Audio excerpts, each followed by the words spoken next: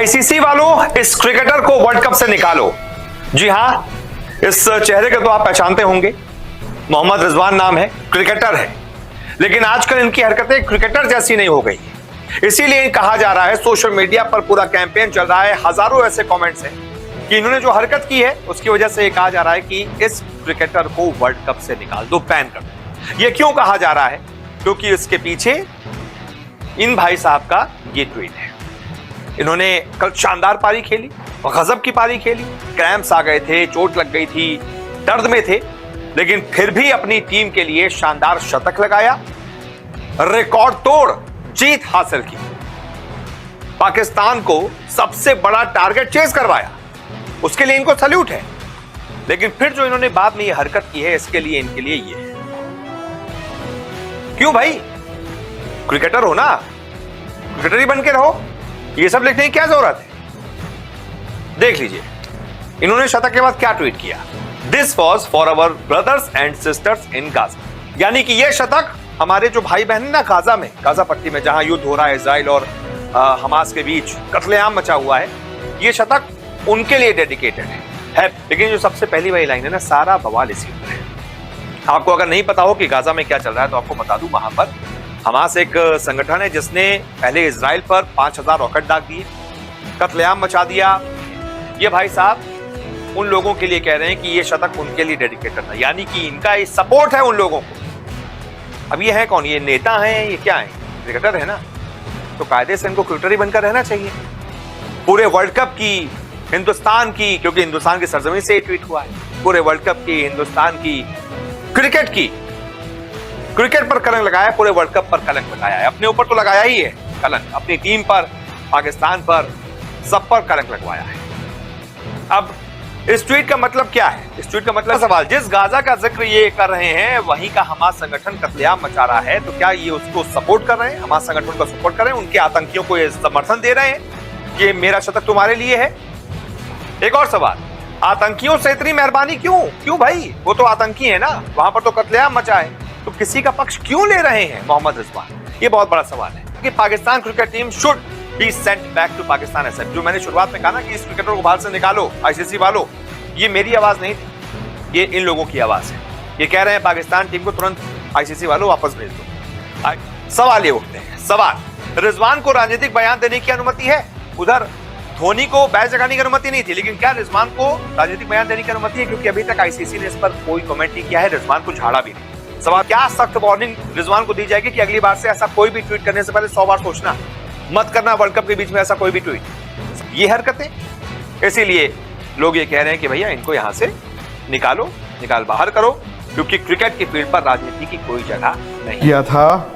But देखिए, दो बातें हैं इसमें। टेक्निकली रिजवान ने कोई गलती नहीं की, टेक्निकली, क्योंकि आईसीसी कहता है जी फील्ड ऑफ प्ले, मैदान के अंदर धोनी ने किट, ग्लव्स, मोइन अली की भी किट, मोइन अली का रिस्ट बैंड था, तो वो किट हो गई प्ले में। और वो कह रहे हैं ये तो जो मैच खत्म हो गया, वो तो अपनी पर्सनल सोशल मीडिया पे कर रहे हैं। ठीक है, अब ये बात आ जाती है उस इंडिविजुअल प्लेयर की और उस क्रिकेट बोर्ड की। अब वो उनको लग रहा है ठीक है तो ठीक है। मैंने ये भी अपना बता दिया था जब मुझे क्लैरिटी मिली थी।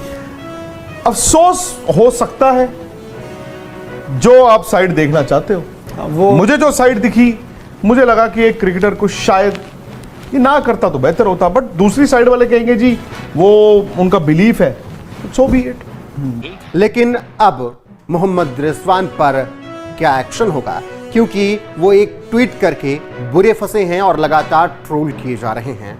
आपको बता दें कि मोहम्मद रिजवान ने शानदार 131 रनों की पारी खेली। 131 रन की पारी खेलने के साथ ही वो मैच के हीरो रहे। इसके अलावा पाकिस्तान के लिए अब्दुल्ला शफीक ने भी शतक लगाया और पाकिस्तान ने श्रीलंका को ये मुकाबला हरा दिया। दोनों मुकाबले पाकिस्तान वर्ल्ड कप में जीतकर अब पूरे दम के साथ आगे बढ़ने को तैयार है और मोहम्मद रिजवान इसी बीच अब मुश्किल में फंसते हुए नजर आ रहे हैं। दरअसल इस वक्त इजराइल और फिलिस्तीन के बीच जंग जारी है। इसी को लेकर मोहम्मद रिजवान ने एक ट्वीट किया। शतक लगाने के बाद, पाकिस्तान को जीत दिलाने के बाद उन्होंने ट्वीट किया है। उन्होंने अपने ट्वीट में लिखा है, this was for our brothers and sister in Gaza. है इसके बाद अब मोहम्मद रिजवान को लगातार लिया जाना चाहिए। तो अब सवाल यह है कि क्या मोहम्मद रिजवान को ऐसे ट्वीट करने की सजा मिलेगी, क्या उन पर एक्शन लिया जाएगा? इसका इंतजार सभी कर रहे हैं, सभी आईसीसी से सवाल पूछ रहे हैं। तो मोहम्मद रिजवान इन्होंने एक नाबाद सेंचुरी लगाई, पाकिस्तान को जिताया श्रीलंका के अगेंस्ट, और उसके बाद इनकी तारीफ हुई, इनकी बैटिंग की और इनके उस परफॉर्मेंस की। लेकिन इस बीच मोहम्मद रिजवान ने एक ट्वीट किया है और इस ट्वीट पर विवाद खड़ा हो गया है। सबसे पहले आपको एक ट्वीट दिखाते हैं और उसके बाद आगे बात करेंगे कि आखिर ये ट्वीट क्यों विवादित हो गया है। अब सबसे पहले आप मोहम्मद रिजवान का ये ट्वीट पढ़िए। इन्होंने अपना जो परफॉर्मेंस था उसके बाद एक ट्वीट किया और सबसे पहली लाइन अगर आप पढ़ेंगे, मोहम्मद रिजवान का ये ऑफिशियल एक्स हैंडल है, इसमें उन्होंने लिखा है this was for our brothers and sister in Gaza. इसके बाद ये नीचे अपनी टीम की बात करते हैं, happy to contribute in the win, credit to the whole team and specially Abdullah Shafique जिनका परफॉर्मेंस अच्छा था, हसन अली ने अच्छी गेंदबाजी की। और ये नीचे लिखते हैं कि हैदराबाद की जो हॉस्पिटलिटी थी ये सब कमाल वमाल था। लेकिन इसमें जो सबसे इंपॉर्टेंट पॉइंट बन गया है वो है पहला वाला, जिसमें उन्होंने लिखा है this was for our brother and sister in Gaza. अब आप इस समय अगर खबरों में होंगे तो आपको पता ही होगा कि जो गाजा है उसको लेकर किस चीज़ का विवाद चल रहा है। दरअसल हमास ने पहले इजराइल में जाकर हमला किया, कई लोग मारे इजराइल के, और उसके बाद इजराइल ने जवाबी कार्रवाई की है और अब वो गाजा पट्टी हो या फिर हमास के खिलाफ वहाँ पर जाकर हमले कर रहा है और उनके लोगों को मार रहा है। ये मुद्दा इस समय है काफ़ी और यूएन में भी पहुँच गया है। लेकिन अब इसमें एक चीज़ सामने आती है, जो मोहम्मद रिजवान ने यहाँ पर ट्वीट किया है और जो उसमें पहली लाइन है उसको लेकर अब ये कहा जा रहा है कि आईसीसी के वर्ल्ड कप इवेंट में इस लाइन का क्या मतलब, क्योंकि आपको पता है कि आईसीसी अपने वर्ल्ड कप इवेंट में किसी भी तरह की धार्मिक हो, नस्लीय हो या जातीय हो कोई टिप्पणी करने की इजाज़त नहीं देता। आईसीसी ने साफ तरह से इन चीज़ों पर बैन लगा रखा है। आपको याद होगा 2019 में भारत के उस समय महेंद्र सिंह धोनी ने साउथ अफ्रीका के खिलाफ एक मुकाबले में ग्लव्स पर बलिदान बैच का जो चिन्ह था, वो ग्लव्स पहना था और बलिदान बैच का उस पर चिन्ह था, जिसके बाद उस पर भी बड़ा मुद्दा बना और आईसीसी ने बीसीसीआई को कहा कि आप वो जो बैच है वो हटवा दीजिए।